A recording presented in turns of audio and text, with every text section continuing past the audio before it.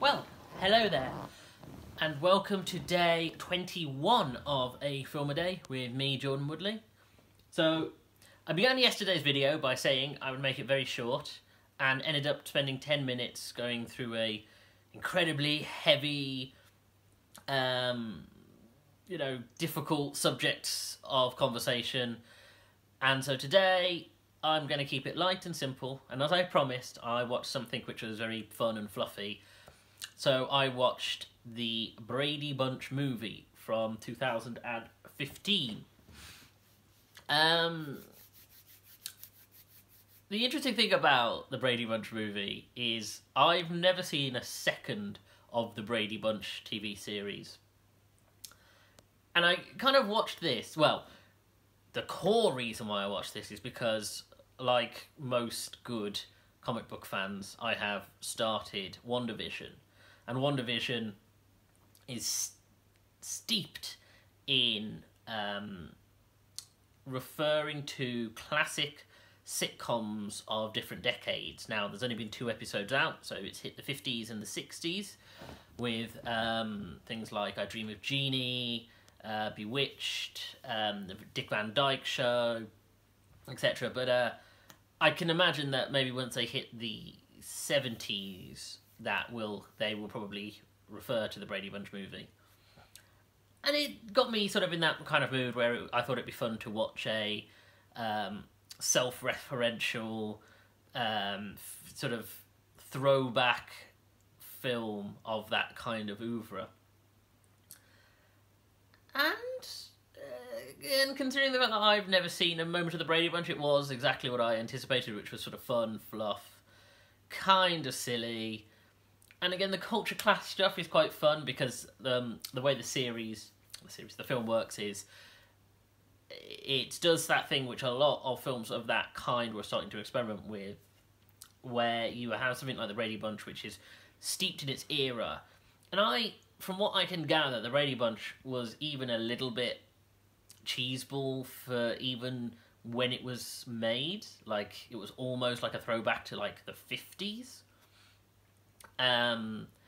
And so, you know, the contrast is having a show like that and characters like that in a 1990s setting, and this sort of, you know, the friction between this almost childlike family in contrast to, you know, your sort of standard modern suburban kind of 90s backdrop. The funny thing is that, you know, when I think of films that sort of it preceded, films like Starsky and Hutch, films like the Dukes of Hazzard films, and sort of later on when it became more about genre analyses, or, you know, you might get references to films in the sort of text of sort of these self-referential films. This film plays it very safely, like, not even very safely, with very delicate hands. So I was anticipating that you might get the sort of classic Brady Bunch sort of structure for the first act, and then as you get into the later parts of the film, it would become more aware of what, you know, like, sort of start to deconstruct a lot more thoroughly, like you do now. When actually, to its credit, it really does hold to its Brady Bunch sort of core roots, even though you then have sort of external characters pointing out exactly how strange our core cast are, you know, like, and of course you've got Michael McKean, I think it is, who plays the neighbour, who essentially is like trying to sell the house, and he's this sort of slick, you know, businessman who's trying to sell the whole community off.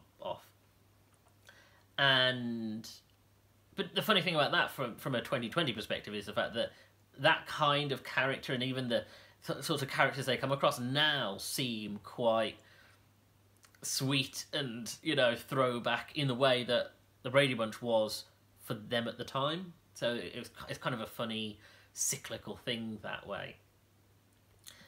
there wasn't anything that really amazed me. The only thing that I absolutely love that I found very funny was the relationship between Marcia and Jen, the two sisters, and the slow psychosis of Jen that you watch throughout the film. And it's the only thing that they really hard push as going, oh, this definitely isn't typical of that kind of of that structure, was the fact that she slowly goes more and more psychotic over the course of the film, and her performance is just hilarious.